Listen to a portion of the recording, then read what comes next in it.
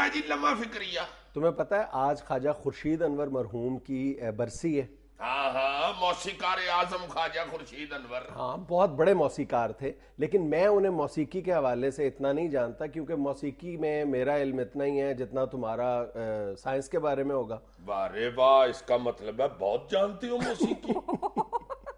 لیکن میں خواجہ صاحب کو جس حوالے سے جانتا ہوں، بلکہ بہت بڑا مداح ہوں ان کا، میں اس حوالے سے زیادہ لوگ خواجہ صاحب کے بارے میں نہیں جانتے. وہ یہ ہے کہ خواجہ صاحب انگریز دور میں بہت بڑے فریڈم فائٹر تھے، آزادی کے متوالے تھے وہ. اچھا جی. ہاں، اور ان کو باقاعدہ سزا ہوئی تھی، بم بنانے کے الزام میں پکڑے گئے تھے، گرفتار ہوئے تھے، مقدمہ چلا تھا ان پر. بم بنانے کے ہاں ہاں، اور ان کا بہت بڑا کریڈٹ یہ تھا خواجہ صاحب کا کہ خواجہ صاحب جب جیل میں تھے تو انگریز نے ان کے والد صاحب کو رضامند کر کے جیل بھیجا کہ آپ اپنے بیٹے کو اس بات پر قائل کریں کہ وہ انگریز حکومت سے معافی مانگ لیں.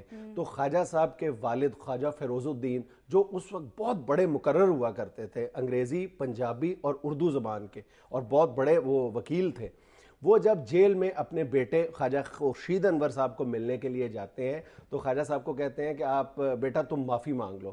خواجہ صاحب کہتے ہیں کہ دنیا ادھر کی ادھر ہو سکتی ہے، میں یہ فیصلہ نہیں کر سکتا. تو خواجہ صاحب جب جیل سے باہر آتے ہیں تو آ کے اپنے دوستوں سے کہتے ہیں کہ اگر بیٹا میرا میری بات آج مان لیتا تو میں باہر آ کے خودکشی کر لیتا شرمندگی کے مارے. ہائے ہائے ہائے. اور اس خواجہ خورشید انور مرحوم کے بارے میں چند دن پہلے ایک ایسے شخص نے عجیب و غریب لغو قسم کی باتیں لکھی ہیں، اور یہ وہ شخص ہے جو خود کو اس شخص کا متوالا اور جیالہ کہتا ہے جس شخص نے خواجہ خورشید انور مرحوم کو ستارہ امتیاز سے نوازا تھا. وہ کون بھائی صاحب ہیں جی؟ یہ وہ بھائی صاحب ہیں جن کے بارے میں کہا جاتا ہے کہ انہوں نے بھٹو کی پھانسی پہ مٹھائیاں تقسیم کی تھیں. کیا بھائی ساتھ کہہ رہے ہو کہ وہ بھٹو کے جیالے اور متوالے اپنے آپ کو کہتے ہیں؟ بس یہ بھی تاریخ کا چکا ہے نا. اس کے بارے میں یہ جن شخصیت کی میں بات کر رہا ہوں ان کا نام ہے محترم جناب بابر اعوان صاحب. اور انہوں نے چند دن پہلے ایک اخبار میں مضمون لکھا ہے جس میں خواجہ خورشید انور مرحوم کے بارے میں اس طرح کی بے بنیاد اور لغو قسم کی باتیں لکھی ہیں کہ افسوس ہوتا ہے کہ ہم اپنے ہیروز کے ساتھ ان کے جانے کے بعد کس طرح کا سلوک روا رکھتے ہیں. کیا لکھا ہے سر؟ بابر اعوان صاحب نے اس مضمون میں انکشاف فرمایا ہے کہ خواجہ خورشید انور مرحوم جو تھے وہ بھگت سنگھ، جو بہت بڑا فریڈم فائٹر تھا انگریز دور میں، اس کے خلاف وعدہ معاف گواہ بن گئے تھے. ویسے میں نے تو سنا ہے کہ وہ بھگت سنگھ کے بہت بڑے عاشق تھے. عاشق؟ دیوانے تھے بھگت سنگھ کے. خواجہ صاحب کے بارے میں یہ کہا جاتا ہے کہ جب بھگت سنگھ کا لاہور میں ٹرائل ہو رہا تھا تو ہر تاریخ پر وہ عدالت میں حاضر ہوا کرتے تھے. اس وقت ان کی عمر 16-17 سال تھی، لیکن اس کے باوجود وہ ان کے لیے سورس آف انسپریشن تھے بھگت سنگھ. بلکہ انہی سے متاثر ہو کر انہوں نے آزادی کی تحریک میں حصہ لیا تھا اور بم بنانا شروع کر دیا تھا، جس کے الزام میں وہ گرفتار ہوئے تھے.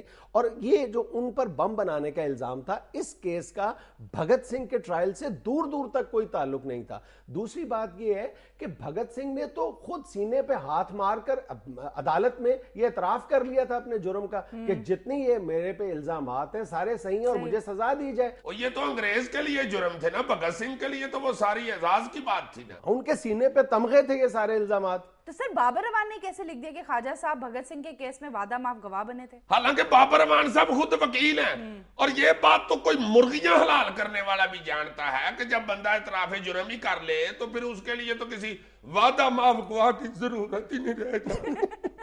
اچھا، اس مضمون میں بابر اعوان صاحب نے اپنی علمیت کے اور بھی کئی جوہر دکھائے ہیں، یعنی فیکٹس کو بیڑا غرق کر کے رکھ دیا ہے. انہوں نے لکھا ہے کہ یہ جو برٹش ایس پی تھا یہ چیئرنگ کراس کے سامنے قتل ہوا تھا. یہ بالکل غلط ہے. وہ ڈسٹرکٹ کورٹ کے ساتھ جو ایس پی آفس تھا اس کے سامنے اس ایس پی کا قتل ہوا تھا. اور پھر انہوں نے لکھا ہے کہ بھگت سنگھ کا جو ٹرائل تھا وہ جیل کے لنگر خانے کو عدالت میں تبدیل کر کے کیا گیا تھا. یہ بھی بالکل غلط بات ہے. پہلے یہ ٹرائل پونچھ ہاؤس میں کیا گیا تھا اور بعد میں ہائی کورٹ کے سامنے جو مسجد شاہ چراغ ہے اس کے اندر عدالت لگائی گئی تھی. یار بابر اعوان صاحب تو ایسے عالم آدمی ہے کہ ایک دفعہ جوش خطابت میں فرماتے ہیں، اللہ جانتا میری ہنسی پینچر ہو رہی ہے، کہتے ہیں میرا نام چونکہ ظہیر الدین بابر ہے اور اگر تخت لاہور والوں کے بس میں ہو تو یہ سومناتھ کے مندر کی توڑ پھوڑ بھی میرے ذمہ لگا دیں کیونکہ وہ بھی ظہیر الدین بابر نے کروائی تھی. بندہ پوچھے کہاں محمود غزنوی اور کہاں ظہیر الدین بابر، اور کہاں ظہیر الدین بابر اور کہاں بابر اعوان. آپ کو اتنا ہی شوق ہے سومناتھ کے مندر کا کریڈٹ لینے کا تو شناختی کارڈ بدلوا لیں، اس پہ محمود غیروی لکھا لیں۔ پھر وزارت ہاتھ سے جائے گی۔ ہاں وہ انہوں نے چھوڑنی نہیں۔ اچھا، اس مضمون میں انہوں نے ایک اور بہت بڑی زیادتی کی ہے خواجہ صاحب کے ساتھ، انہوں نے خواجہ خورشید انور مرحوم کو اس مضمون میں درباری سازندہ لکھا ہے۔ ہائے ہائے ہائے ہائے، صرف بابر اعوان صاحب کو ہیر رانجھے کے گانے ہی سنا دو، ساری زندگی سر میں تقریر کرنے لگ جائیں گے۔